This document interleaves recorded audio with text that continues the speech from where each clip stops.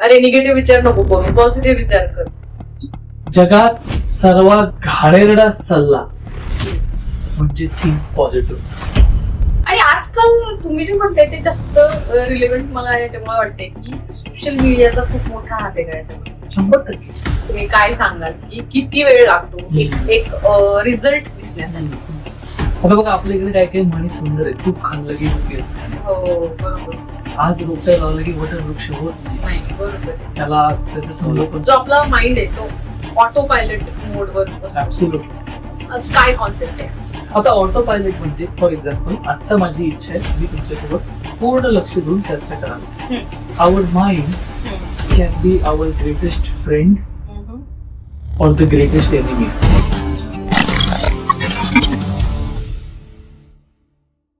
Hello and welcome. POS म्हणजेच piece of story या podcast चॅनलमध्ये तुमच्या सर्वांचं पुन्हा एकदा स्वागत.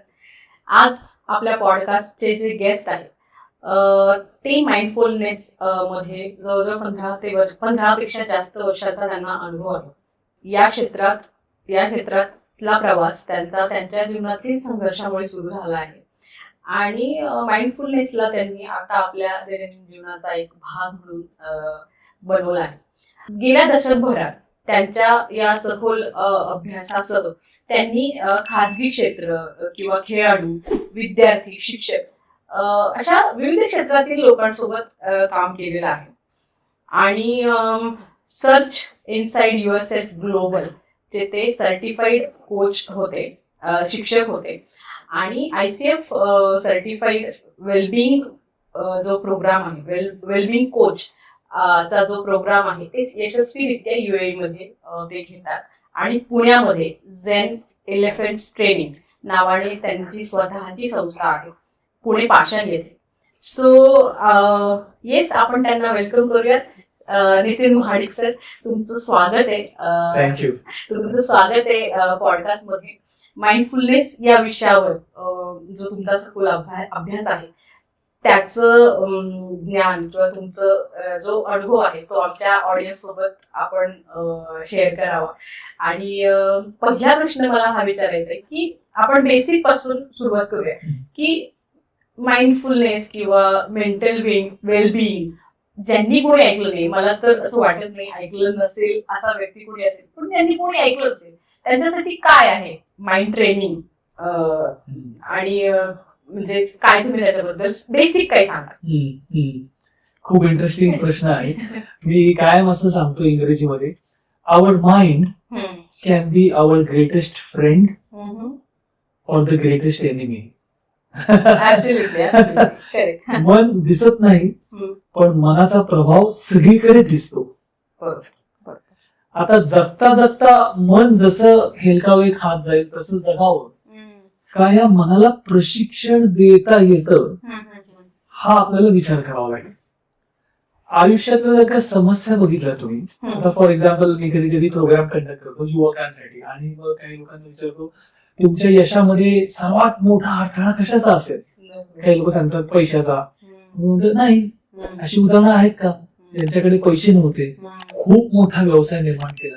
हो, आहेत आहेत आहेत. मग हळूहळू अशी उत्तर यायला लागतात. आत्मविश्वास हा एक अडथळा असू शकतो, न्यूनगंड, चिंता, एकाग्रता ढळेल हा अडथळा असू शकतो. मग मी लगेच कनेक्शन कुठे करतो, हे सगळं कशाचा भाग आहे? आणि मग कशी माइंड माइंड माइंड अशी उत्तर यायला लागतात.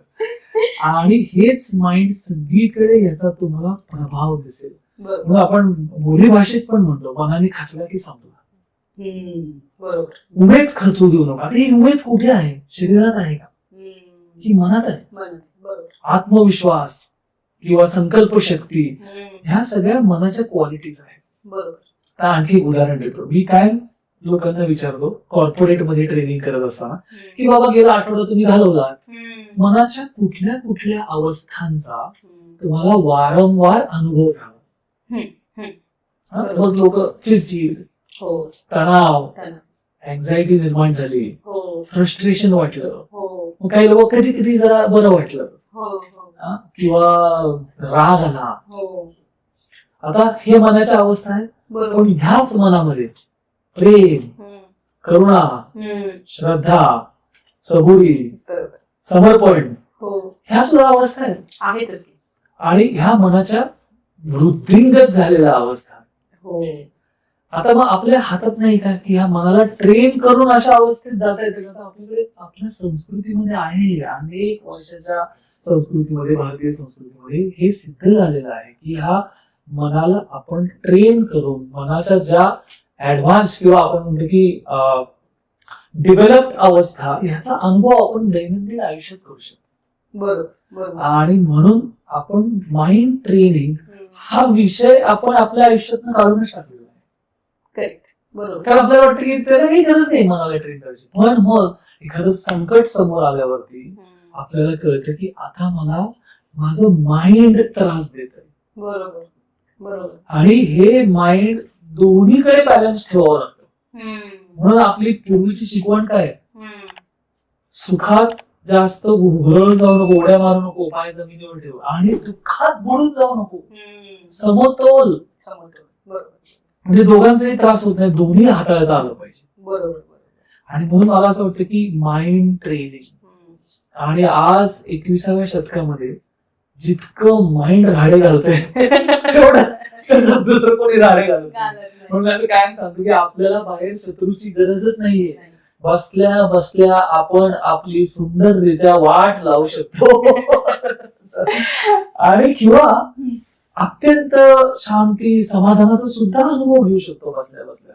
हे कशावरती डिपेंड आहे? हे डिपेंड आहे तुमच्या मनाचा विकास किती झालेला आहे ह्याच्यावरती डिपेंडेंट आहे. आणि हे सगळं आपल्या संस्कृतीतलं आहे, हे नवीन नाही. हे अनेक हजार वर्षापासून भारतात सुरू आहे. पण हल्ली शास्त्रज्ञ सुद्धा तेच सांगत आहेत की बाबा आम्ही संशोधन केलं, भारतीय पद्धती जी आहे ती खरी जीवनाची पद्धती नाही. बरोबर. म्हणजे बॅलन्स करण्यासाठी. एक्झॅक्टली. मग आता आपण म्हणालो जसं की तुम्ही म्हणाल की संकट समयी आपल्याला जाणवतच, पण आता तुम्ही बोलताना मला हे सांगितलं की ते तुमच्या दैनंदिन जीवनाचा जास्त भाग असू शकतात. मग आता आपण जेव्हा हे बोलतोय तर जनरली जे विद्यार्थी आहेत किंवा कुठला व्यवसाय किंवा उद्योग करणारी व्यक्ती किंवा घरातली एखादी गृहिणी जरी असेल, तर त्यांना दैनंदिन जीवनामध्ये या माइंड ट्रेनिंगची काय आवश्यकता आहे असं तुम्हाला वाटतं? Very nice question. आता एक उदाहरण आपण परत बघूया. एका गृहिणीला समजा घरात चहा करायचा असेल, बर, ते विद्यार्थ्याला अभ्यास करायचा असेल परीक्षेसाठी, किंवा व्यावसायिकाला उत्तम ग्राहकांसोबत मीटिंग करायची असेल जिथे खूप मोठी निगोसिएशन आहे, इथे सगळीकडे एक कॉमन दुवा आहे. तो कुठला? लक्ष थाऱ्यावर असलं पाहिजे. लहानपणीपासून आपल्याला एक सूचना मिळाली, लक्ष कुठे आहे? अरे लक्ष देऊन काम कर, तू वेगळा आहे का? लक्ष कुठे असतं रे? लक्षच नसतं रे? हे सतत सूचना ऐकल्यात. आणि पण प्रॉब्लेम असा आहे, लक्ष द्यावं कसं हे कोणी शिकवत नाही. प्रशिक्षण कुठे आहे? बरोबर. आणि ते लक्ष भरकटलं की मग चहा उतू जाऊ शकतो, अभ्यास डोक्यात जाणारच नाही, डोक्यातनं बाहेर जाऊ शकतो. ग्राहकासोबत मीटिंग करत असताना ग्राहक काय बोलतोय, त्यांच्या काय नीड्स आहेत हे रजिस्टर होणार नाही. त्यानुसार आपण ग्राहकांना सेवा पुरवू शकणार नाही. म्हणजे अटेन्शनल स्टॅबिलिटी हे किती महत्वाचं आहे हे आपल्याला कळतं. बरोबर बरोबर. आता कधी कधी आपल्याला वाटतं हा एक मीटिंग खराब झाली तर काय झालं, चालतंय, किंवा विद्यार्थी म्हणजे जाऊ द्या 2 तास वाया गेले अभ्यासात, काय पण त्याचं वाढत गेलं हो, तुमचं कार्यक्षमतेवर परिणाम. आणि मग अननोईंगली तुम्ही मनाला कशासाठी ट्रेन करताय? भटकण्यासाठी. आणखी एक रिसर्च सांगतो, 50% पेक्षा जास्त वेळा आपलं लक्ष वर्तमान क्षणात नसतं. बापरे. म्हणजे आता समजा आपण पॉडकास्ट करतोय, हा माझं लक्षच नसेल इथे, मी काय उत्तर देणार? बरोबर. बरं, थोडीफार रिहर्सल बी करून येऊ शकतो, पण इथे ते परत मला रिप्रोड्यूस करायचंय ना. करेक्ट. त्याच्यासाठी वर्किंग मेमरी पाहिजे. करेक्ट. तुम्ही काय बोलताय ह्याच्याकडे लक्ष पाहिजे. बरोबर. मी काय बोलतोय हे रजिस्टर झालं पाहिजे. म्हणजे मला किती लेवलला अटेन्शन ठेवावं लागतंय आता. हो. ते इकडे तिकडे हल्लं की गेली माझी प्रोडक्टिव्हिटी. म्हणजे हा पॉडकास्ट जो 1 तास आपण करू शकतो, माझं लक्ष स्थिर असल्यामुळे, तुमचं स्थिर असल्यामुळे, त्याला आपण 4 तास लावू शकतो. आणि प्लस ते तेवढं वर्थ आहे की नाही तो प्रश्न आहे. आणि परत परिणामकारकता पाहिजे ना आपल्याला. म्हणजे मी विद्यार्थ्यांना पण सांगतो, किती वेळ अभ्यासाला बसणं हे महत्वाचं नाही. काय केलंय त्या वेळेत Absolutely, हे जास्त absolutely. म्हणजे मी महत्वाचं. 10 तास अभ्यास केला आणि एकच पान वाचले. काय फायदा आहे? बरोबर. परत बघा लक्ष रोल कशाचा आहे हो. माइंडचा आहे. आता मला एक खेळाडू काय म्हणाले, आमच्या सरांनी सांगितलंय तुम्ही शरीर ताकदवान ठेवलं की सगळे प्रॉब्लेम संपतील, तुम्ही उत्तम खेळाडू बनाल. हो, हो. माझा सिंपल प्रश्न होता, चल तुझं शरीर भरपूर ताकदवान आहे, हो. भीती काढू शकतं का ताकदवान शरीर? नाही काढू शकत. ते अशी हो हे भीती नाही जाऊ शकत मनातली, मग ते कोण काढणार? मनाचा विकासच काढणार, माइंड ट्रेनिंगच काढू शकतो, हो. दुसरं नाही कोणी काढू शकत. बरोबर. आणि सर्वात जास्त आपण मागे टाकलेली गोष्ट आहे आयुष्यातली ती म्हणजे माइंड ट्रेनिंग. बाकी सगळं महत्वाचं आहे आपल्याला. सकाळी उठल्या उठल्या व्हॉट्सअप मेसेज बघणं महत्वाचं आहे, 25 मिनिटं फोन मध्येच बुडून राहणं महत्वाचं आहे, वेळ मिळाला की खिशातनं फोन उपसायचा, हो. वाटेल तेवढं माइंड डिस्ट्रॅक्शनला आपण खत पाणी घालायचं. म्हणून आपण नकळतपणे मनाला शांत स्टेबल ठेवायच्या ऐवजी आपण मनाला सतत विचलित राहण्याचं प्रशिक्षण घेत आहोत आणि त्याची फार मोठी किंमत आपल्याला मोजावी लागणार आहे. ओके, आपण याच्यावरही बोलू, पण मला पहिले हे जाणून घ्यायचंय की आपण म्हणजे जेव्हा बोलतोय की तुमच्या आयुष्यात कुठला असा प्रसंग किंवा आपण म्हणू शकतो की तुमच्या आयुष्यातल्या कुठल्या टप्प्यानंतर तुम्हाला असं वाटलं की या क्षेत्रामध्ये मी जायला हवं? एकतर आमच्या घरात जरा फायनान्शियल स्ट्रगल्स खूप होते आणि मग त्याने येणारे सगळे प्रॉब्लेम्स, अच्छा, बरोबर. तुमच्या सेल्फ एस्टीम वरती आघात होतो, हो, हो.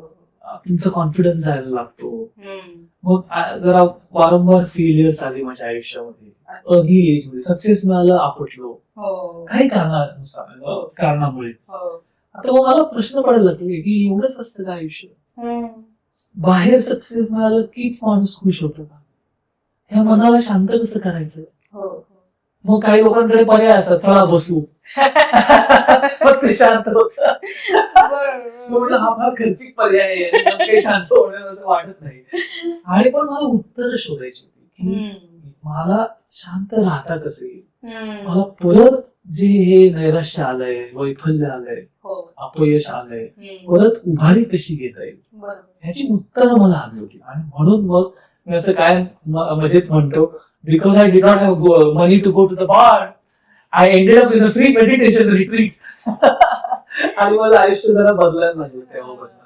आणि ती खरी सुरुवात होती. आणि तेव्हा मी ठरवलं होतं की आपण कधी आपल्या वैफल्यातनं जर का बाहेर पडलो आणि चांगलं आयुष्य जगू शकलो तर पुढे जाऊन आपण इतरांना मदत करायची. तर त्याची पेरणी तिथे झाली होती. तुम्हाला त्या टप्प्यावर असं वाटलं की अशा टप्प्यावर असताना लोकांना समजत नाही की काय करायला पाहिजे. एक्झॅक्टली. त्या टप्प्यावर खरं मदतीची गरज असते.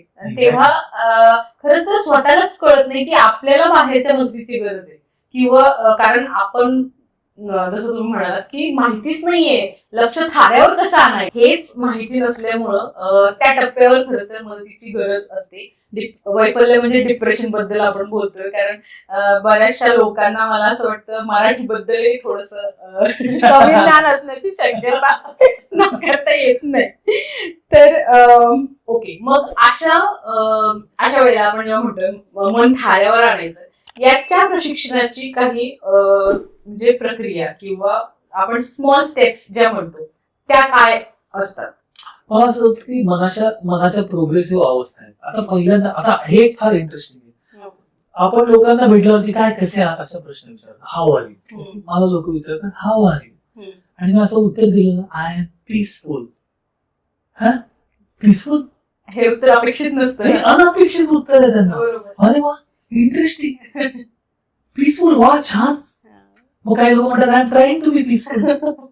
बरोबर. आता खर तर सहज जगणे, शांत असणे हा मनाचा एक नैसर्गिक गुणधर्म असू शकतो. आणि आपल्याला सहज शांत ऍट इज कित्येक लोकांना कित्येक दिवस याचा अनुभव झालेला नाही. रादर ते माहितीच नाहीये की असं आपल्याला अचीव्ह करायचंय. म्हणजे तुम्ही जे म्हणाल की हाऊ आर यू म्हटल्यानंतर जर कोणी पीसफुल, मी पीसफुल आहे असं जर उत्तर आलं तर त्याच्यावर रिॲक्ट कसं व्हायचं? बरोबर आहे अगदी. तुम्हाला तुम्ही करून बघा कसे शांत आहे. अरे बापरे, अरे बापरे, असे लुक्स मिळतील तुम्हाला. समाधानी आहे, शांत आहे, बरोबर. संतुष्ट आहे, बरोबर. असे शब्द ऐकायला मिळत मिळत नाही. कसं चाललंय, बरं चाललंय, बरं झालं. चाललंय, हो. मग सांगण्यासाठी भारी आहे हो. वगैरे असं काहीतरी. त्यामुळे मनाची ट्रेनिंगच्या मग प्रोग्रेसिव्ह लेवल्स आहेत. पहिल्यांदा आपल्याला काहीही न करता शांत होता येतंय का, काही न खाता, अनावश्यक न पिता, काही एंटरटेनमेंट न बघता शांतीचा अनुभव निर्माण करता येतोय का, त्याला आपण इंग्रजीमध्ये ट्रँक्विलिटी क्वायसेन्स असं म्हणतो. ते झाल्याशिवाय तुमची अटेन्शन स्टॅबिलिटी निर्माण होऊ शकत नाही. एक शांत मनच एकाग्रित मन असू शकतं. म्हणजे पहिला टप्पा आहे तुम्हाला शांत होता आलं विचलित पाहिजे. मनामध्ये एकाग्रता नसते, हो. शांत मनातच एकाग्रता असू शकते. बरं. आणि त्याच्या नंतरचा टप्पा म्हणजे इनसाइट, क्रिएटिव्हिटी, हम्म. Powerful imagination.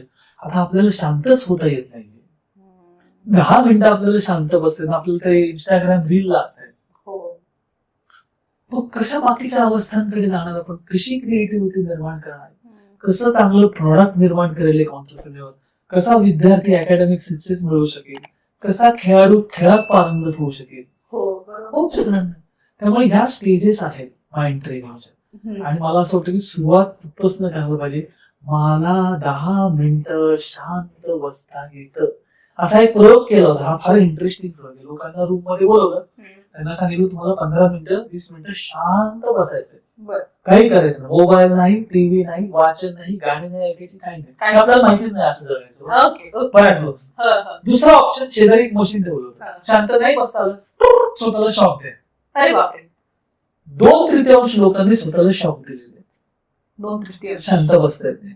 आणि एका व्यक्तीने स्वतःला 40 ते 50 वेळा शॉक दिला 15 मिनिटात. बापरे. ही आपली अवस्था आहे. जे टेस्ट केले मग काय करायचं, मग विकेंडला बाहेर पडून राडे घालायचे, तामिनी घाट जाम करायचा. हो. पाऊस बघायला जाण्याबद्दल माझा काही प्रॉब्लेम नाही, पण मी काय तेच सांगतो, मनाचा विकास झाला असेल तर शांतता तुम्हाला तुमच्या बेडरूम मध्ये भेटायला येईल.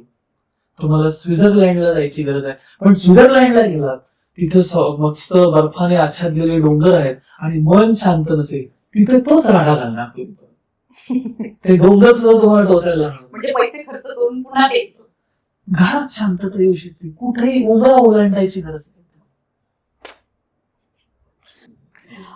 मग आपण समजा हे मन समजून घेताना, म्हणजे तुमच्या मदतीशिवाय जर कोणी प्रयत्न करत असेल, तर त्या प्रयत्न करत असताना त्यांचे काय मिसकॉन्सेप्शन किंवा काय अशा समजुती असतात ज्याच्यामुळे त्यांना फायदा किंवा नुकसान दोन्ही होऊ शकतं. आता प्रॉब्लेम काय माहिती, आता समजा माझ्या हाताला लागलं, बोट कापलं गेलं, तिथनं रक्त वाहतंय, ते मला दुखतंय, त्याची जाणीव होती, ते लगेच कळते मला. आता मन तरल आहे ना, अवयव नाही. हो. बरोबर. पण त्याची जाणीवच आपल्याला होऊन देत नाही आपण. बरोबर. आणि त्याची जाणीव होत नसल्यामुळे, आणि ती होते पण कधी विचलित झाल्यावरती, हो. किंवा त्याच्याकडे आपण लक्ष न दिल्यामुळे आपल्याला एक धारणा झालेली आहे की मनाला ट्रेनिंग वगैरे काही द्यावं लागत नाही. माझं उलट म्हणणे एखाद्या दिवस आंघोळ जरी चुकली तरी चालेल, हो. मन ट्रेन करणं सोडलं नाही पाहिजे, कारण त्याचा रोल हा सर्वात मोठा आहे आयुष्यात. हो. आणि म्हणून आपण जे म्हणतो की आधी जे लोक जेन्झी करायला लागलेले, फार लवकर अपसेट होता, फार असं होतं, पूर्वीच्या लोकांमध्ये आंतरिक ताकद होती का, कारण की इथं सोशल फॅब्रिक जरा वेगळं होतं, एवढे डिस्ट्रॅक्शन नव्हते आणि त्यांच्याकडे एक रिस्पॉन्स देण्याची क्षमता वेगळी होती. ही हा परत मनाचाच भाग आहे. पण आता आपण त्या मनाला इथं त्याची जाणीव होऊन देत नाही, त्याला प्रशिक्षण देत नाही. मग सुरुवात कशी करावी, काय काही पॅरामीटर्स आहेत जे माझ्यानुसार पडताळून बघितलं पाहिजे. मला 10 मिनिटं शांत बसता येते का, पहिलं. नसेल तर मी काहीतरी केलं पाहिजे. म्हणजे तुम्हाला सायकेट्रिस्टकडे जायची गरज आहे का, नाही. प्रिव्हेंटिव्ह मेंटल हेल्थ पण आहे ना काहीतरी. ओके, मला शांत बसता येते का नाही, माझं कामात लक्ष लागतंय का, लक्ष स्थिर ठेवता येते का मला, होत नसेल तर काहीतरी करायला पाहिजे. जे काम मी अर्ध्या तासात करू शकतो त्याला मला 45 मिनिटं, 50 मिनिटं, 1 तास, 1.5 तास मन भटकत असल्यामुळे लागतोय का, काहीतरी करायला पाहिजे. मला एखादा छोटासा प्रसंग घडला, पटकन रिकवर होता येते, वाद झाला, रिकवर होता येते का, समजा एखादं प्रोजेक्ट फेल झालं, रिकव्हर होता येते का? एखादी ऑर्डर गेली, रिकव्हर होता येते का? नवीन जबाबदारी आली, ती हँडल करता येते का? हे सगळं. आता माझ्याकडे एक केस होती, त्या मुलाची एका मशीनवरती चूक झाली आणि तो ट्रेनिंग प्रोग्राम मध्ये असाच बसवला, हसायचं नाही, काही नाही. मी जाऊन विचारलं, राजा हसत नाही, काय सगळे हसतात, तू शांत. नाही सर, एक ट्रॉमा झालाय. काय ट्रॉमा? 5 वर्षापूर्वी मशीनवरती चूक झाली, आता हात धरतर कापतो, मशीनवरती कामच करता येत नाही. किंवा आता माझ्याकडे एक केस आहे, त्यांच्याकडे सर ऑफिसमध्ये मल्टिपल जबाबदाऱ्या आहेत आणि सतत भीती वाटते आपल्याकडनं परफॉर्मन्स होईल का नाही, त्याचं दडपण यायला लागलं. आता हे दडपण कसं काढू शकतो लोकांना माहितीच नाही. मग आपण 2च स्ट्रॅटेजीज आहेत आपल्याकडे. मी काय म्हणतो, इंटेलिजन्स, कशात तरी स्वतःला अडकून ठेवायचं. मग काय आहे आपल्याकडे, इसको लगा डाला लाईव्ह जिंगाला, 2 तास नम स्क्रोलिंग, मूवी मॅरेथॉन, ह्याला इंटेलिजन्स मी म्हणतो. आणि दुसरं कन्झम्पशन, अनावश्यक खाणे, चमचमीत खाणे, गोड खाणे. स्ट्रेस मध्ये असले आपण ते खातो, पण जिथे लक्ष द्यायला पाहिजे, म्हणजे काहीतरी एक शेर आहे ना, दाग लगाता मुंह पे और आईना साफ करता,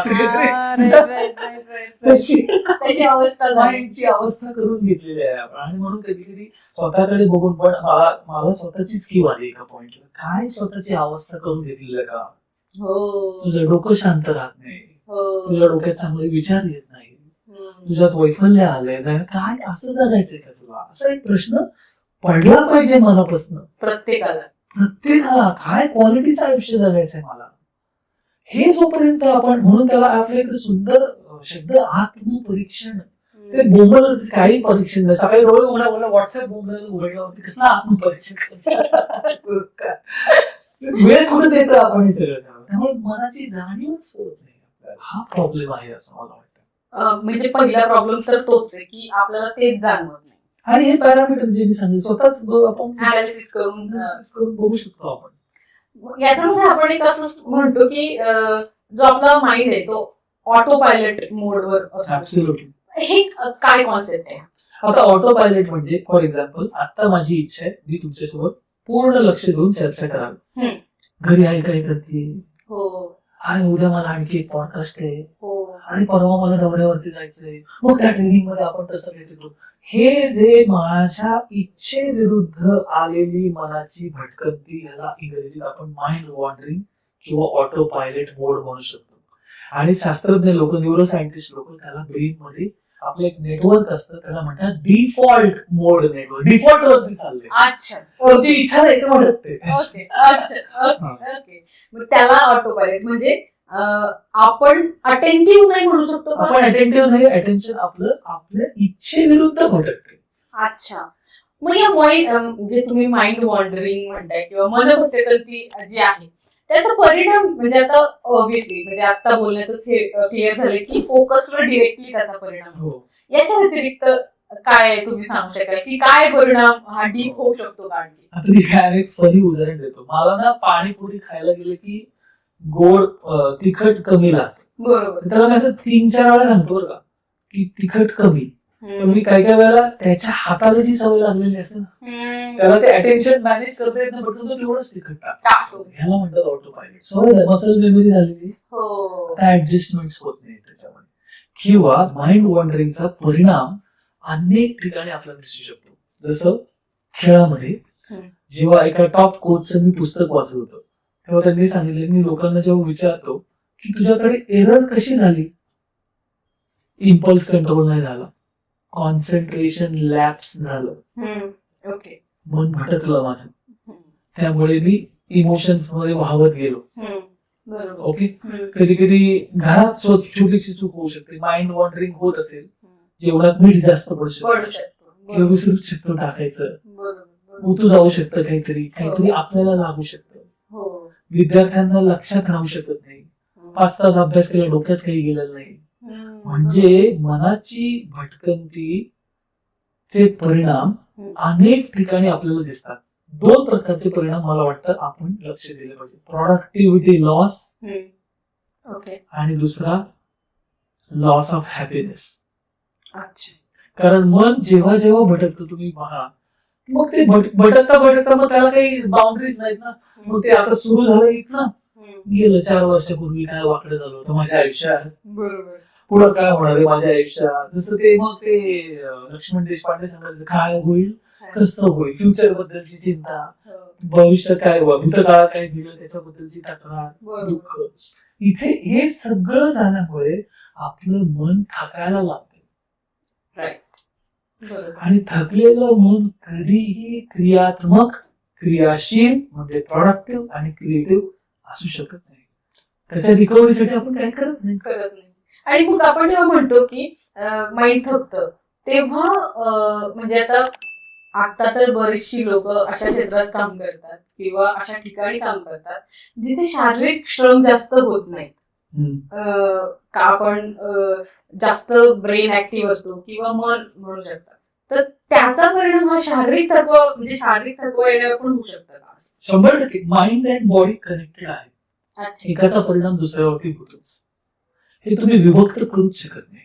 फॉर एक्झाम्पल, आता तुम्ही बसल्या बसल्या एक छान 5-6 महिन्यापूर्वी सहलीला गेला होता, ते आठवायला लागलं, आपोआप सरळ बसा, खांदे असे ब्रॉड होतील, चेहऱ्यावरती स्मित येईल, आपोआप होईल. पण तेच जर का 5 वर्षापूर्वीचा अपमानास्पद काहीतरी घटना घडली असेल, 10 वर्षापूर्वीची काहीतरी दुःखद घटना घडली असेल, फक्त विचारांनी आठवायचा प्रयत्न करा, लगेच शरीरामध्ये तुम्हाला काही ना काहीतरी संवेदना जाणवायला लागतील, चलबिचल होईल, आपण लटलट करायला लागू. म्हणून ट्रॉमा काही लोकांचं जे म्हणतात तो फक्त मनात नसतो, बॉडीमध्ये पण असतो.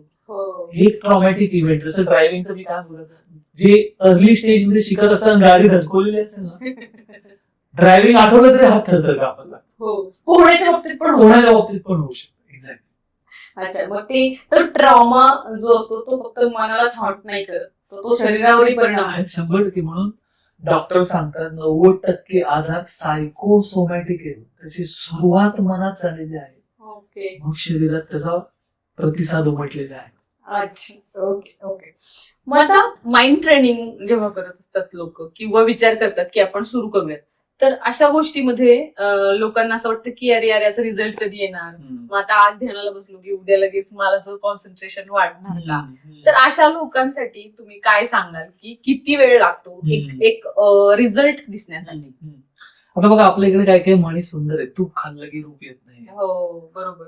आज रोपटं लावलं की वटवृक्ष होत नाही. बरोबर आहे. त्याला त्याचं संगोपन करावं लागतं. हो. तसंच आहे माइंड ट्रेनिंग मध्ये. तुम्ही इन्स्टंट रिझल्ट की आज मी केलं प्रॅक्टिस उद्या सगळं व्यवस्थित होईल का, असं नाही. पण आता त्याला शास्त्रीय आधार देऊन मी सांगतो तुम्हाला. सायंटिफिक रिसर्च असं सांगतो की तुम्ही रोज 5 ते 10 मिनिटं प्रॅक्टिस केलीत, 10 मिनिटं आपण दररोज आलं, 3 महिन्यात तुमच्या मेंदूतल्या पेशींमध्ये बदल व्हायला लागतो. 3 महिन्यांमध्ये? 3 महिन्यात. माझ्याकडे आता एक रिसेंट केस आहे, त्या आल्या होत्या स्ट्रेससाठी. आपण त्यांना 1-1.5 महिना प्रशिक्षण देतो. कालचा मेसेज आहे, मला बॅलन्स साधता येतोय, मी आता तितकी वर्कटप होत नाहीये चॅलेंज समोर आल्यावरती. मागच्या आठवड्यात मला ऑफिसमध्ये शांत राहता आलं. अच्छा. आणि रोज किती प्रॅक्टिस करायला सांगितले? 10 मिनिटं. तर रोज 10 मिनिटं जर का आपण नाही देऊ शकलो तर मग काही खरं नाही आपलं. किंवा आपल्या दुबईत आपण प्रोग्राम करतो 4 दिवसात, त्या 4 दिवसात लोक सांगतात ना, 4 दिवसात जे एवढं मला शांत वाटलं तेवढा कित्येक महिन्यात हा अनुभव आला नाही. काल रात्री मला झोप शांत लागली. मला एक प्रोग्राम आठवतो, आम्ही दुबईत एका क्लायंटसाठी गेलो होतो. ते लोक ना सेल्स मध्ये आहेत सगळे, कॉर्पोरेट मध्ये, आणि त्यांचं सेल्स मध्ये प्रचंड प्रेशर. रात्री 1:30 वाजेपर्यंत काम, 2 वाजेपर्यंत काम. आम्ही 2 दिवसाचा प्रोग्राम करत होतो, आणि मी पहिल्या दिवशी त्यांना सांगितलं आज तुम्हाला होमवर्क, घरी गेल्यावर छोटीशी साधना करायची, मी सांगतो ती, आणि झोपायला जायचं. त्या पोराने दुसऱ्या दिवशी येऊन सांगितलं, इतर वेळेला मी रात्री झोपलो की 6 ते 7 वेळा रात्री उठतो, माझी झोप नीट झालेली नसते. मग काय, सकाळी उठल्या उठल्या मोठा कॉफीचा टंबलर शरीरात टाकायचा, कारण झोप नीट झालेली नाही, आणि परफॉर्म करायचं. काल रात्री मी एकदाच उठलो आणि मी शांत झोपलो, असं गेल्या कित्येक महिन्यात झालेलं नाही. आता हे खरं तर सॅड आहे की आपल्याला असं विकावं लागतं, पण हे मी विकत नाहीये, माझ्या प्रशिक्षणामधनं आलेला अनुभव मी सांगतो. बरोबर. पण काही प्रोजेक्ट, आता हॅव्हिंग सेड ऑल ऑफ दिस, काही प्रोजेक्ट लाईफ टाईम असतात. आयुष्यभर आंघोळ आयुष्यभर करावी लागते. जेवण चांगलं, आहार आयुष्यभर घ्यावं लागतं. Absolutely. नातेसंबंध आयुष्यभर जोपासावे लागतात. फिजिकल हेल्थ आयुष्यभर त्याच्यावरती कष्ट घ्यावे लागतात. बरोबर. काही प्रोजेक्ट लाईफ टाईम असतात, बरोबर. वन टाइम नसतात. करेक्ट आहे. करेक्ट. म्हणजे तुम्हाला इव्हेंच्युअली थोडासा वेळ हा द्यावाच लागतो. Exactly. एक म्हणजे कुठलाही रिझल्ट अचीव्ह करण्यासाठी. म्हणजे हे साधं तुमच्या अभ्यासाचंही घ्या किंवा कुठेही ऑफिसमध्ये एक पोझिशन तुम्हाला लगेच मिळत नसते, तसं याला थोडा वेळ Exactly. द्यावा लागतो. जे काम आवडत नाही त्या कामासाठी 10 तास देतात ऑफिस. स्वतःच्या ग्रोथ साठी 10 मिनिटं 10 त्याला मिनिटं काय द्यायला problem? काहीच हरकत नाही. माइंड ट्रेनिंग बद्दल आतापर्यंतच्या तुमच्या अनुभवांमध्ये की काय लोकांचे काही गैरसमज ऑलरेडी आहेत की ऑलरेडी त्या माइंडसेटनी ते आलेले असतात तुमच्याकडे, गैरसमज स्पेशली. आपले विचार बंद पडतील अच्छा. असं लोकांना काहीतरी उगाच वाटतं. अच्छा. माझे सगळेच काही लोक म्हणतात मग माइंड ट्रेनिंग केल्याने मॅनिफेस्टेशन होईल का माझं. अच्छा. आता हे लोकांनी गल्लत करून टाकलेले आणि ह्याला कारणीभूत सुद्धा आपण इंटरनेटवरती सगळीकडनं जो कॉन्टेंटचा भडीमार होतोय तो सतत manifestation manifestation manifestation, positive thinking, affirmation affirmation affirmation. पण मग लोक माझ्याकडे थकून भागून आलेले असतात. सगळं केलं शांत वाटत नाहीये. बरोबर. कारण सतत मनाला ध्यास कुठलाय, पलीकडचा. बरोबर. इथलं काय, आत्ताच काय. तुम्हाला असं एक म्हण मी काढलं, ते म्हणू दे आत्ताच बोला, असं काहीतरी करायला पाहिजे. आत्ता काय चाललंय. आणि त्यामुळे मला असं वाटतं की या डायमेन्शनकडे कम्प्लिटली वेगळ्या पद्धतीने आपण लक्ष दिलं पाहिजे. तर लोक विचारतात मग काय माझं मॅनिफेस्टेशन होईल का. मी सांगतो असं नाही. तुम्हाला आयुष्याला सामोरं जाण्याची तुमची तयारी होईल. कारण पुढे काय वाढून ठेवलेलं आहे हे कोणालाच माहित नसतं. मला आठवते 8-9 वर्षापूर्वी मी डॉक्टरच्या क्लिनिक मध्ये बसलो होतो. डॉक्टर माझ्या वडिलांचा एक्सरे बघत होते आणि ते म्हणाले की हे 6 महिन्यात जातील. आणि ते गेले कॅन्सरने. आता हे वाढून काय ठेवलेलं असतं हे काही माहित नसतं. कोविड आला, सगळे पैसे संपले माझे. एवढ्या वर्षाची मेहनत सगळी भुईसपाट झाली. असं अनेक लोकांचे संसार उद्ध्वस्त झाले, व्यवसाय उद्ध्वस्त झाले. पुढे कोण गेले मग, जे तरले, ज्यांनी उभारी घेतली, ज्यांनी बाउन्स बॅक केलं, ते पुढे गेले. बरोबर. ही क्षमता निर्माण करता येते का? 100% करता येते. मी आयुष्यात 1-2 उदाहरणं अशी बघितलेली. शरीरात कॅन्सर आहे, मनात काही नाहीये, सफरिंग नाहीये. बरोबर. अशी उदाहरणं आहेत ना. तर क्षमता वाढवता येते का? Absolutely yes. आणि म्हणून आयुष्य जगायची तयारी आहे. आणि मॅनिफेस्टेशन बद्दल जे तुम्ही बोललात की इंस्टाग्रामवर म्हणजे लोक म्हणतात की पॉझिटिव्ह विचार करत राहा. मला विचारायचंय की जेव्हा एखादी सिच्युएशन अशी असते, घाबरण्याची सिच्युएशन आहे किंवा स्ट्रेसफुल सिच्युएशन आहे, तेव्हा लोक असं म्हणतात की अरे निगेटिव्ह विचार नको करू, पॉझिटिव्ह विचार कर. तर ते किती म्हणजे माझा किंवा मला असं वाटतं की बऱ्याचशा लोकांचा हा अनुभव असणार आहे की नाही येत अशा वेळेला विचार. एक्झॅक्टली. मग काय म्हणजे तुम्ही काय सांगाल याच्याबद्दल? जगात सर्वात दिला जाणारा घाणेरडा सल्ला म्हणजे थिंक पॉझिटिव्ह. अच्छा. ओके. सर्वात वाईट सल्ला. अच्छा. कारण याच्यावरती परत सायंटिफिक ह्याच्या मागे बॅकिंग आहे. जेव्हा तुम्ही स्ट्रेस मध्ये असता आणि जाणून बुजून पॉझिटिव्ह विचार करायचा प्रयत्न केला तर त्याचा तुम्हाला त्रास होऊ शकतो. अच्छा. त्याचा त्रास होऊ शकतो तुम्हाला. म्हणजे उलटा इफेक्ट आहे. उलटा इफेक्ट आहे. ओके. आणि त्यामुळे स्ट्रेसमध्ये असताना थिंकिंग पॉझिटिव्ह नाही. आज माझ्या आत्ताच दुबईमध्ये मी प्रोग्राम करून आलोय. एक प्रोग्राम मध्ये एक व्यक्ती होत्या, अतिशय त्यांच्या धर्मामध्ये अतिशय रिगरस त्यांची प्रॅक्टिस आहे. बरोबर. मॅनिफेस्टेशन वरती खूप विश्वास आहे. मॅनिफेस्ट केलेलं पण आहे, म्हणजे त्यांचं सक्सेसफुल आहे, छान हुद्द्यावरती काम करत आहे.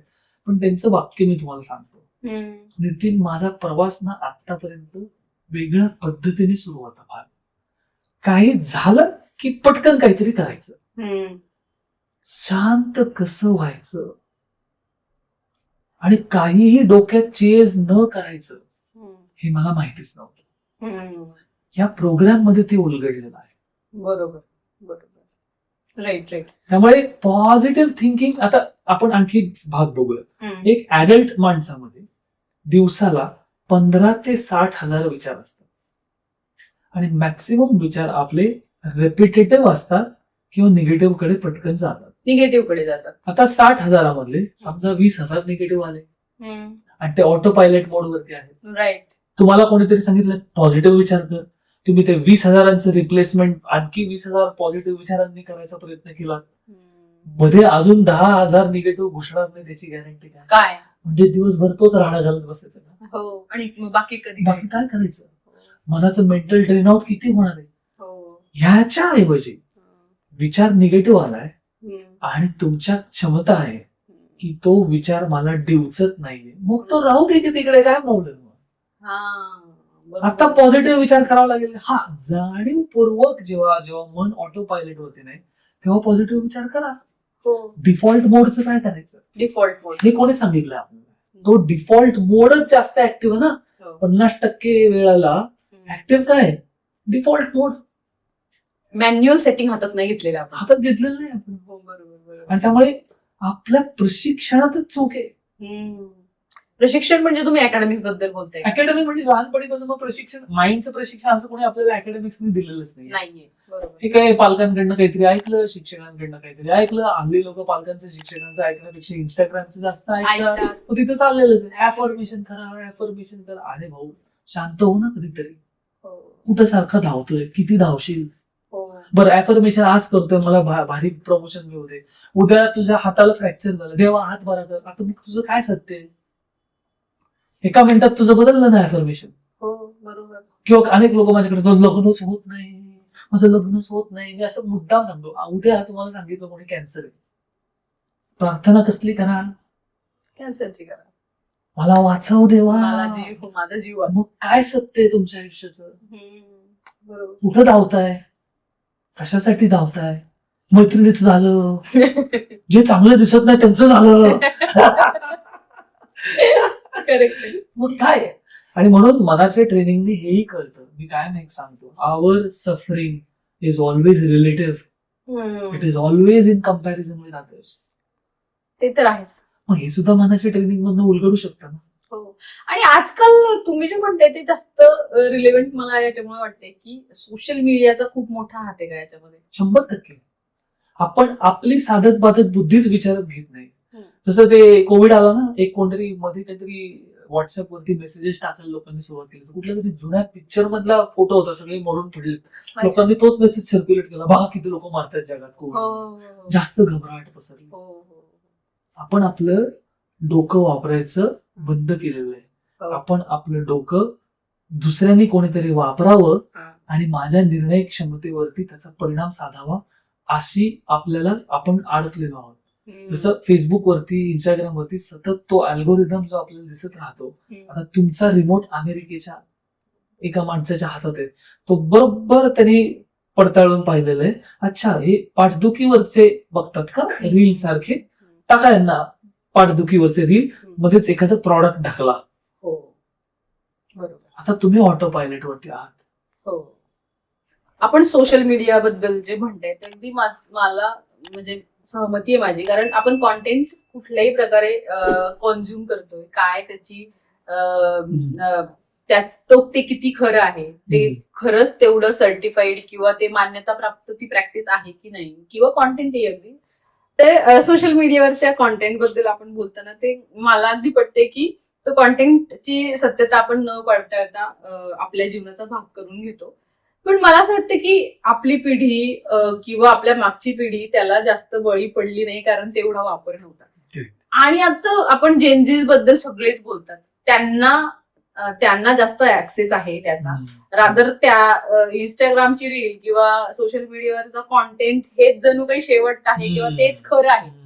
तर तशा प्रकारच्या व्यक्तींशी जेव्हा तुम्ही बोलता किंवा त्यांना ट्रेन करता, तेव्हा तुम्हाला काय पॅटर्न लक्षात आले? हल्ली काय झालं बघा, मेंटल स्टॅबिलिटी नसल्यामुळे ना आपण सगळं शॉर्ट करायला सुरुवात केली. शॉर्ट न्यूज, शॉर्ट ईमेल, थोडक्यात सांगा. 30 सेकंदामध्ये एखाद्या रील मधला मेसेज आला, बरोबर, त्याने आपलं मन प्रशिक्षित होईल का?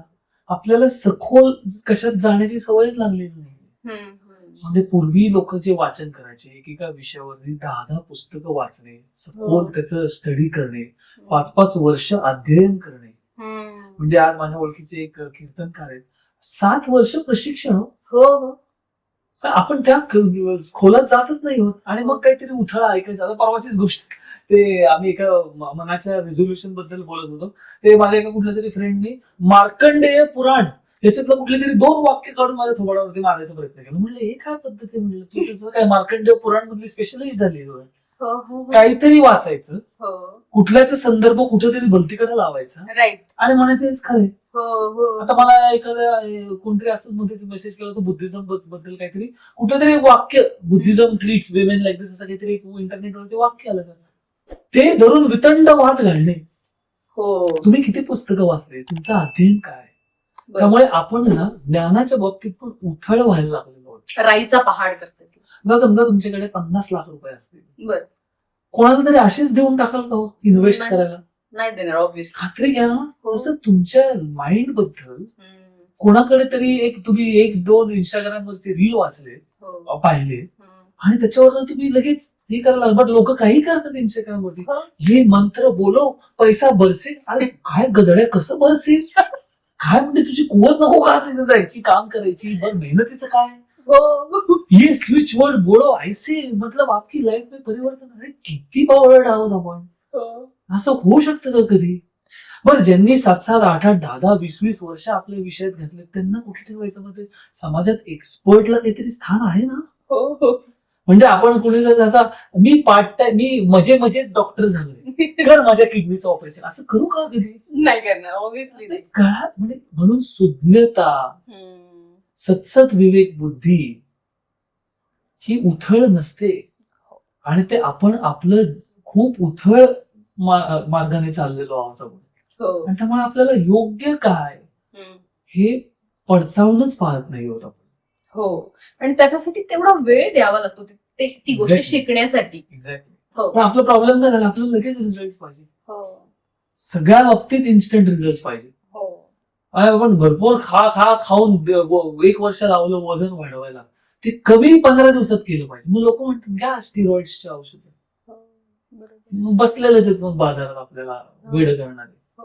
मग हे जे आपण जेनझीज बद्दल जे बोलतोय की हे कसं असं, तर त्यांच्या म्हणजे कामाच्या ठिकाणी स्पेशली, वैयक्तिक आयुष्यात तर त्यांना प्रॉब्लेम येत असतीलही, पण कामाच्या ठिकाणी तो फक्त त्यांचा वैयक्तिक प्रश्न न राहता त्यांच्या कॉलेजलाही अफेक्ट करू शकतो. तर तिथे काय तुम्ही त्यांना सांगाल, म्हणजे त्यांच्या माइंड ट्रेनिंगसाठी लागणाऱ्या गोष्टी काय? कारण मी आता परवाच एक न्यूज वाचली की कामाच्या ठिकाणून बऱ्याचशा जेनझीज एम्प्लॉई जे आहेत ते नको म्हणतायत लोक. त्याचं काय कारण आहे मेन? म्हणजे तुमच्या मला वाटतं हेच त्यांना. आता मी पण कॉर्पोरेट्स मध्ये बरीच ट्रेनिंग करतो, आमच्याकडे पण अशा समस्या यायला लागल्या, फीडबॅक घेत नाहीत, जरा काही बोललं की त्यांना मूड स्विंग्स व्हायला लागतात, शिस्त नाही, कम्युनिकेशन स्किल्स नाहीत, या सगळ्या गोष्टी. आणि बऱ्याचशा गोष्टी परत माइंड रिलेटेड आहेत. आता सर्च इनसाइड युअरसेल्फ ज्या कंपनीचा तुम्ही उल्लेख केला, ज्याचे मी सर्टिफाईड टीचर होतो, ती कंपनी गुगलमध्ये अशा प्रकारचं प्रशिक्षण देते. गुगलमध्येच नाही, गुगल सारख्या नामवंत कंपन्यांमध्ये 50 देशांमध्ये ही कंपनी प्रशिक्षण देते. कारण ह्या प्रशिक्षणाची गरज आता सगळीकडे जाणवते. बरं, जेनझी आपण बाजूला काढू, माझं म्हणणं आहे की कुठल्याही आयुष्याच्या अवस्थेमध्ये संकटाला जेव्हा आपण सामोरं जातो, मग ते संकट काही असू दे, आज माझ्या प्रोजेक्टची डेडलाईन चुकली, आज माझा कलिग बरोबर वाद झाला, आज माझ्या नातेसंबंधांमध्ये काहीतरी तिढा निर्माण झालेला आहे, ह्या सगळ्याचं कनेक्शन जाऊन तुम्ही मेंटली तुमचा रिस्पॉन्स काय आहे त्या सिच्युएशनला. म्हणून ते विक्टर फ्रँकलचं एक वाक्य आहे ना, between any stimulus and response there is a gap. And in that gap, we have the freedom to choose. मला कसं वागायचंय. म्हणजे माझं स्वतःचं उदाहरण सांगतो तुम्हाला. मला मी शाळेत असताना न म्हणता येत नसेल तर मी पाणीच्या ऐवजी पाणी म्हणायचो, बाणच्या ऐवजी बाण म्हणायचो. बरोबर. सगळे चिडवायचे मला. मग काही दिवस शिवाय देऊन बघितल्या मित्रांना, चिडवतात म्हणून. मग एक दिवशी म्हटलं नाही, भाषेवर काम करू. मग आठवडाभर आरशासमोर उभं राहिलो. आठवडाभर आरशासमोर उभं राहून प्रॅक्टिस करत राहिलो. न बोलायला लागलो की मित्रांची तोंड बंद झाली. आता हे हे कुठनं सुचलं मग? शिवाय देणं हे कुठनं सुचलं? हा कशाचा रोल आहे याच्यामध्ये? परत माइंडचा रोल आला. मग वैफल्याला सामोरं कसं जावं? बरोबर. मनाची ताकद वाढवावी लागेल. हो बरोबर. त्यामुळे परत कॉर्पोरेशन मध्ये पण, कंपन्यांमध्ये पण अशा प्रकारचं प्रशिक्षण अत्यंत आवश्यक आहे, जिथे आपण कानाडोळा करतोय परत. बरोबर. तुम्ही प्रशिक्षण देत असताना तुम्हाला जाणवलेलं की आता प्रशिक्षण घेतल्यानंतर ज्या लोकांमध्ये आयुष्याकडे पाहण्याची दृष्टी बदलते का, किंवा त्यांच्या दैनंदिन आयुष्यामध्ये कसा परिणाम दिसतो? हो. आता मला एक तर विद्यार्थ्याचं उदाहरण मी सांगितलं की 5 तास ट्युशन मध्ये लक्ष लागतं, इम्पेशंट मी होत नाही, पेशन्स वाढलेला आहे. एक प्रतिक्रिया मला अजूनही आठवते. त्या व्यक्तीने मला असं सांगितलं, तिने हा सराव करायला लागल्यापासून आयुष्यात ज्या गोष्टी खूप मोठ्या वाटायच्या ना, आता फार त्रास देत नाहीत. अच्छा. अमेझिंग फीडबॅक आहे. अच्छा. त्याचा त्रास व्हायचा, त्याचा त्रास होत नाही. बरोबर. मी एखाद्या संकटाला धीरताईने सामोरं गेलेलो आहे, हो. किंवा माझा परफॉर्मन्स सुधारला आहे, माझं हम्म. कॉन्सन्ट्रेशन वाढलेलं आहे, Right. मी एक सेटबॅक पचवू शकलेलो आहे. अशी बरेच उदाहरणं माझ्याकडे आहेत. अच्छा. त्याचा म्हणजे आयुष्यामध्ये लॉंग टर्म मध्ये आणि छोट्या छोट्या तुमच्या जे शॉर्ट, मीडियम, लॉंग टर्म तिन्ही मध्ये परिणाम होतो. Absolutely. मग या माइंड ट्रेनिंगचा म्हणजे जसं तुम्ही म्हणाल की कॉर्पोरेट लाईफ मध्ये किंवा पर्सनल लाईफ मध्ये, रिलेशनशिप मध्ये काही परिणाम म्हणजे पॉझिटिव्ह इम्पॅक्ट होतो का असं? आता मी कायमच एक मजेत सांगतो. आपल्या इकडे प्रथा आहे, पत्रिकेत नावं टाकायची. एखाद्याचं नाव नसेल तर तो 15 वर्ष रुसून बसतो. जावई रुसले. किंवा आम्ही एकदा आमचे एक बुजुर्ग आहेत, त्यांच्याकडे गेलो तर लग्नाचा अल्बम दाखवते. मी म्हटलं तुम्ही या फोटो मध्ये हसत नाहीत, लग्नाला 20 वर्ष झालं, तिच्या बापाने कुठे चांगला सूट दिला होता लग्नात. हो राईट. नेहमीच आहे. आता परत रिलेशनशिप मध्ये मग मी पहिलं जे म्हटलं होतं, मनामध्ये राग आहे, लोभ आहे, द्वेष आहे, पण मनात त्याग आहे, समर्पण आहे, क्षमा आहे, दया आहे, करुणा आहे. बरोबर. हा परत मनाचाच भाग झाला ना. हो. म्हणजे मी कायम एक उदाहरण देतो. काशीमध्ये वाटतं कुठला तरी आश्रम आहे, लोक तिथे मरण्यासाठी येतात, कारण अशी धारणा आहे की तिथे मेलो आपण तर स्वर्ग मिळेल आपल्याला. मग एखादी तिथे जाऊन इंटरव्ह्यू केले लोकांचे की बाबा आता आयुष्याच्या शेवटाला आहात, काय इच्छा आहे? भावाशी बोलायचे, 20 वर्ष बोललो नाही, बहिणीला भेटलो नाही का, एक कुठलं तरी भांडण झालं होतं, बोलणं टाकून दिलं. आता हे कोण अडून बसतंय, कोण क्षमा करतंय, हे कुठे आहे? हे मेंदूत आहे का माइंड मध्ये आहे? माइंडफुलनेस किंवा माइंड ट्रेनिंग नात्यांमध्ये इम्प्रुव्हमेंट साठी कसं उपयोगी ठरू शकतं? सो एक आम्ही पॉइंट कायम सांगतो की लोक प्रश्न विचारतात की माइंड ट्रेनिंग का करावं. त्यातला एक मुद्दा मी कायम असं म्हणत असतो की for purifying our own mind. जसं आपल्या संस्कृतीमध्ये पण सांगितलेलं आहे, काम, क्रोध, मद, मत्सर, मोह, माया. बरोबर. ओके, हे माइंडच्या टेंडन्सीज आहेत आपल्या. जसं मी मगाशी म्हटलं की मनामध्ये राग आहे, भीती आहे, द्वेष आहे, तसंच दया आहे, प्रेम आहे, करुणा आहे, समर्पण आहे, त्याग आहे. तर मग माइंडचाच रोल आहे इथे परत. आता उदाहरण म्हणून एक काशीमध्ये आश्रम आहे, लोक तिथे आयुष्याच्या शेवटाला पोहोचले गेला की इथे आपलं मरण येऊ दे आपल्याला, म्हणजे आपल्याला मोक्ष मिळेल. बरोबर. तिथे एखाद्या जाऊन इंटरव्ह्यू केले की आता आयुष्याच्या शेवटाला काय इच्छा आहे? भावाशी बोललो नाही 10 वर्ष झाली, बहिणीचं तोंड बघितलं नाही, 25 वर्षापूर्वी वाद झाला होता. कोणी धरून ठेवला तो वाद? तुमच्या हाताने धरून ठेवला, मेंदूने धरून ठेवला, का तुमच्या माइंडने धरून ठेवला? म्हणजे तुमचं माइंड एक ब्लॉक आल्यावरती त्या ब्लॉकला धरून ठेवलंय आणि ते पुढे जाऊ शकलं नाही, क्षमा नाही करू शकलं. विषय काय का असू दे, चूक कोणाची का असू दे, पण 20 वर्षांनी ते उमटलंच ना, सोडून द्यायला पाहिजे होतं यार. गेले ना 20 वर्ष.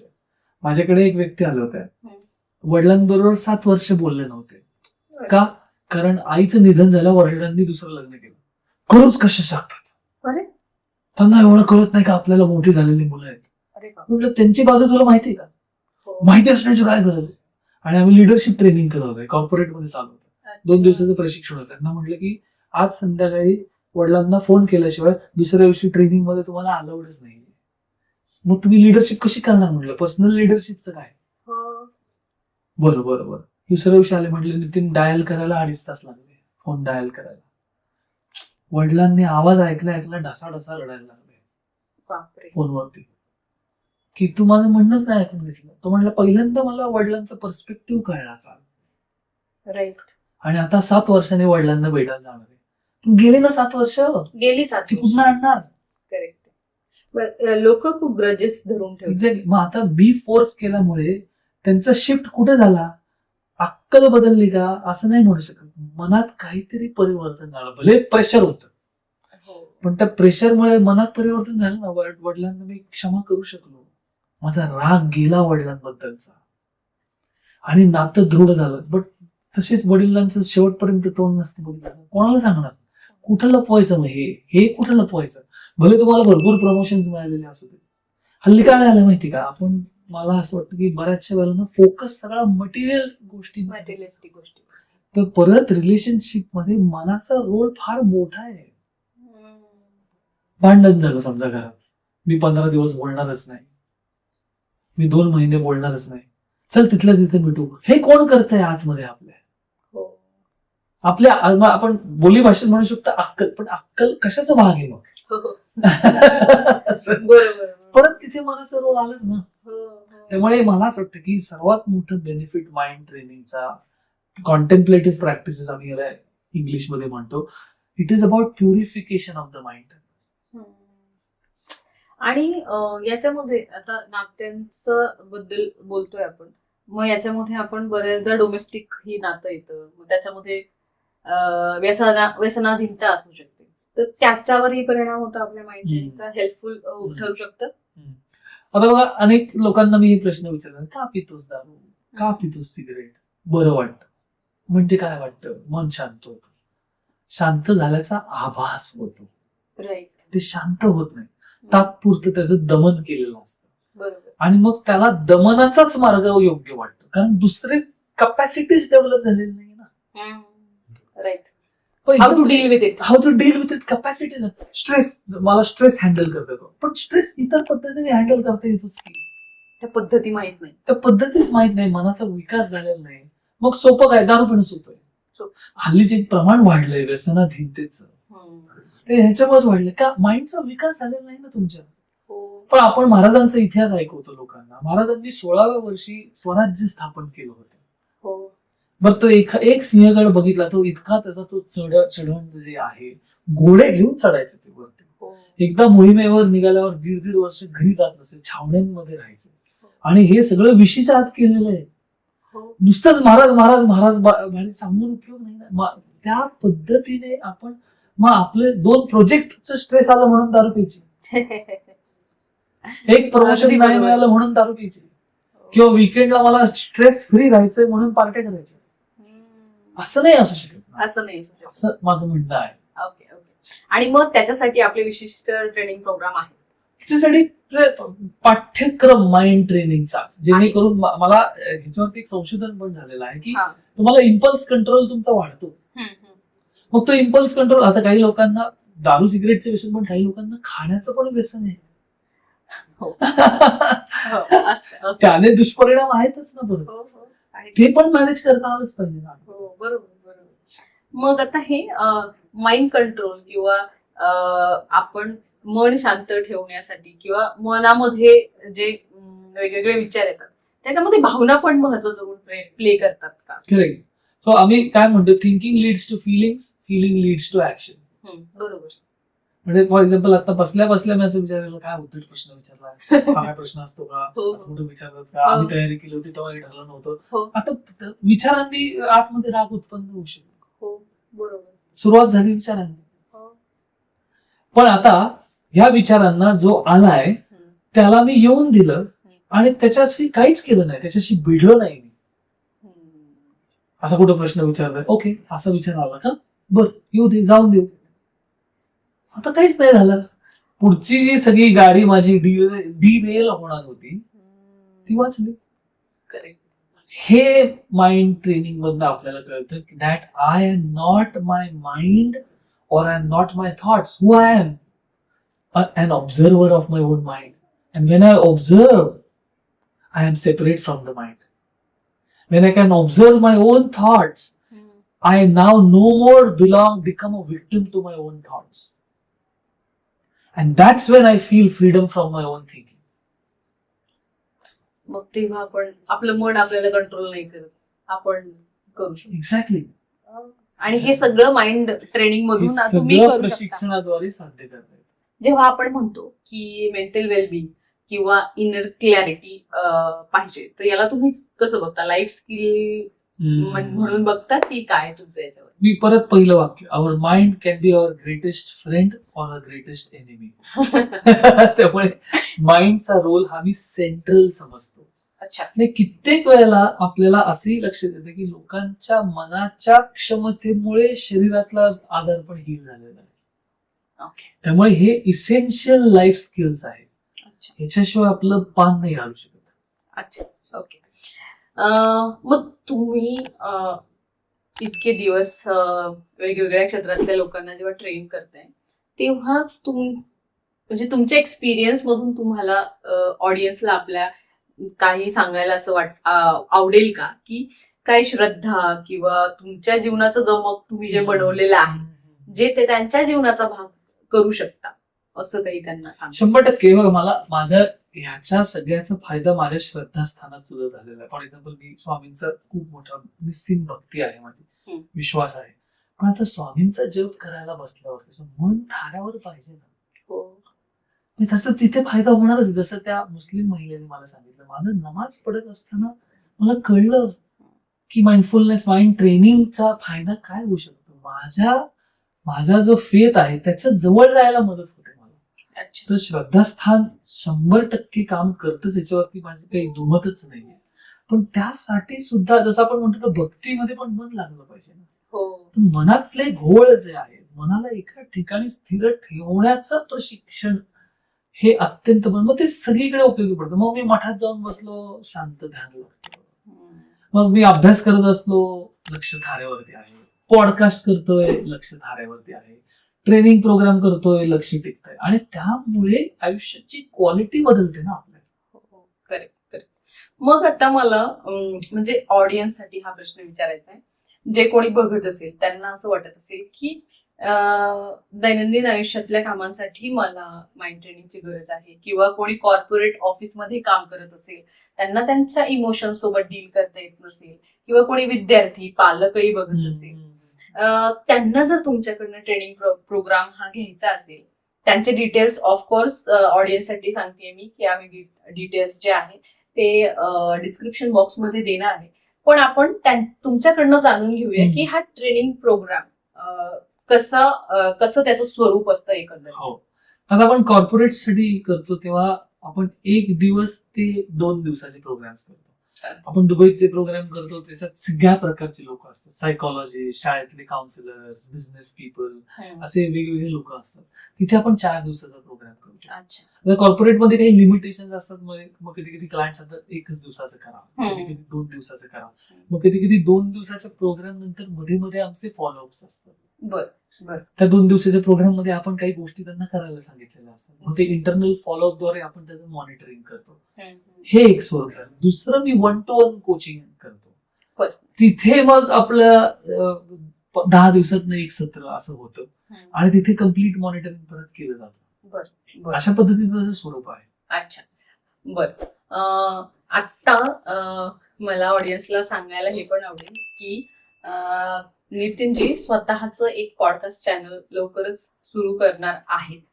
त्याबद्दल आपण त्यांच्याकडून जाणून घेऊयात की काय असणार आहे पॉडकास्ट चॅनल, आणि त्याच्यामध्ये काय मेन म्हणजे तुम्ही ज्या पाहुण्यांना बोलवणार आहात त्यांची काय खासियत असणार आहे? हा विशेषतः मराठी युवकांसाठी करावा असं माझा असा विचार आहे. कारण की मराठी युवक थोडेसे उद्योजकतेकडे कमी झुकतात. बरोबर. नोकरी हा खूप मोठा बडगा आपल्या डोक्यावरती आहे. तर मला मराठी उद्योजकांना पॉडकास्ट वरती आणायचंय. जे फर्स्ट जनरेशन ऑन्टरप्रेन्योर्स आहेत, त्यांनी स्क्रॅच पासून सुरुवात करून एक व्यवसाय बिल्ड केलेला आहे. बरोबर. तो झाला उद्योजकतेचा भाग. आणि मला पॉडकास्ट मध्ये आध्यात्मिकता सुद्धा प्रमोट करायची आहे. कारण फक्त यशस्वी उद्योजक असणं उत्तमच आहे, पण आध्यात्मिकतेमुळे हा जो मनाचा विकास, हे जे आपण बोलतोय गेले तासभर, ते सुद्धा मला त्या पॉडकास्ट मधनं पोहोचवायचंय की हे दोन्ही एकत्र असू शकतं.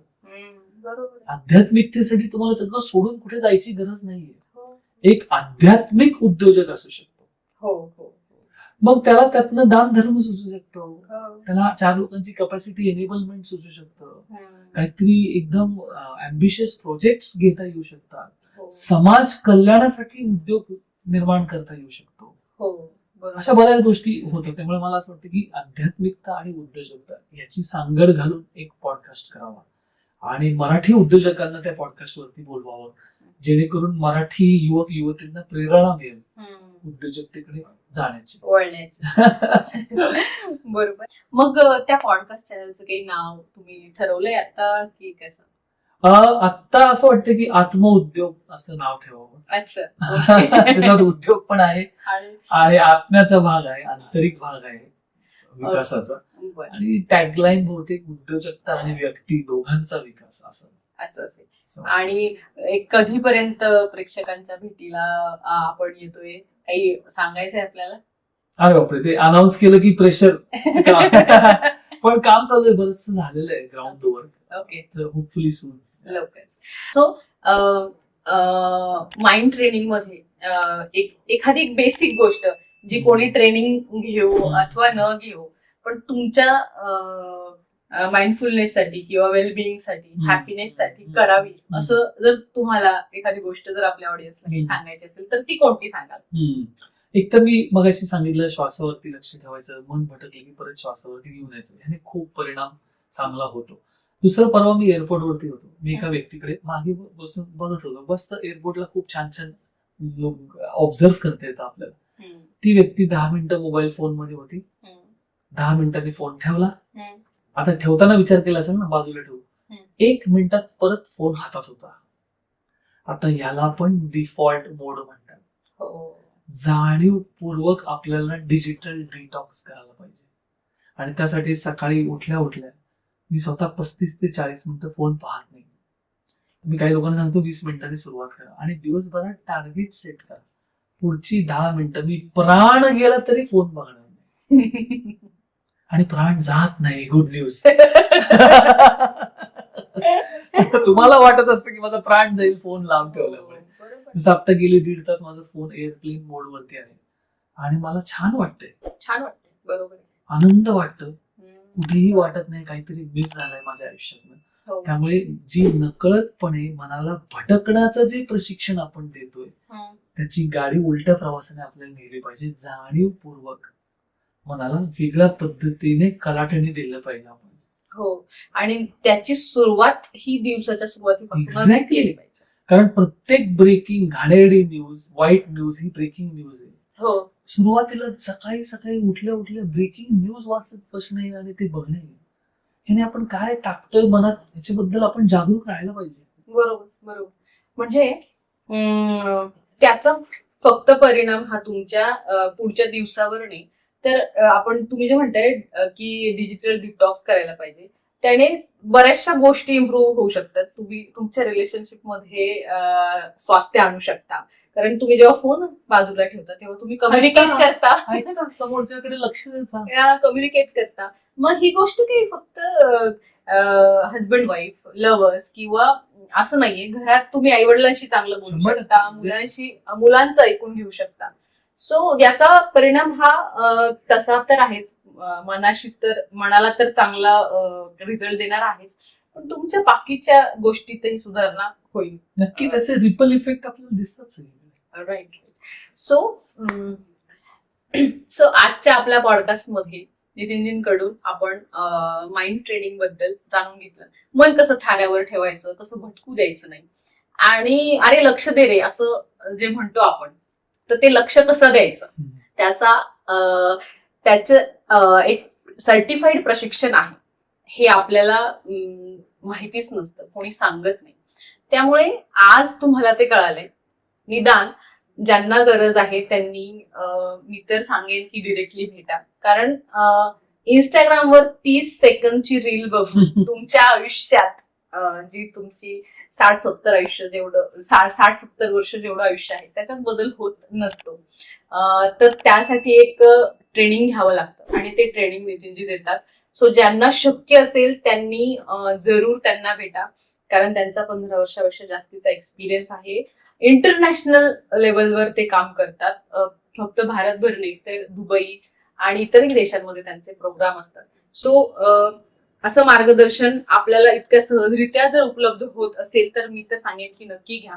अदरवाईज त्यांनी जे सांगितलंय की ज्यांना शक्य होत नसेल त्यांनी छोट्या स्टेप्स पासून सुरुवात करा. अगदी 5-10 मिनिटाच्या ध्यानापासून जे श्वासावर लक्ष आपण केंद्रित करू शकतो तिथूनही सुरुवात केली तरी चालते. डिजिटल डिटॉक्स बद्दल त्यांनी सांगितलं. आजच्या पिढीच्या ज्या वागण्यातल्या किंवा तुमचं जे रिॲक्ट करण्याची जी वृत्ती आहे ती कशावरून आणि कशी अफेक्ट होते, मन हे कसं त्याचं मूळ स्त्रोत आहे कुठल्याही भावनांचा, हे त्यांनी आपल्याला सविस्तर अगदी समजून सांगितलेलं आहे. So thank you so much. आमच्या ऑडियन्सला इतकी सुंदर माहिती दिली आणि मला असं वाटतं की अनअड्रेस्ड इश्यू आहे हा बऱ्याचदा. आपण मेंटल हेल्थ बद्दल खूप बोलतो पण ऍक्च्युली त्याला शिस्त कशी लावायची हे बोलत नाही. So please thank you so much. ज्यांना हा पॉडकास्ट आवडला असेल आणि वाटत असेल की अरे यार कोणाला तरी उपयोगी आहे ही माहिती तर त्या व्यक्तींसोबत शेअर करा. आणि आवडला असेल पॉडकास्ट तर नक्की लाईक करा. आणि बिलकुल ज्यांना ट्रेनिंग घ्यायचं आहे त्यांच्यासाठी आम्ही कॉन्टॅक्ट डिटेल्स तर डिस्क्रिप्शन मध्ये देतच आहोत. So please do watch, like, share and subscribe. Thank you sir. Thank you.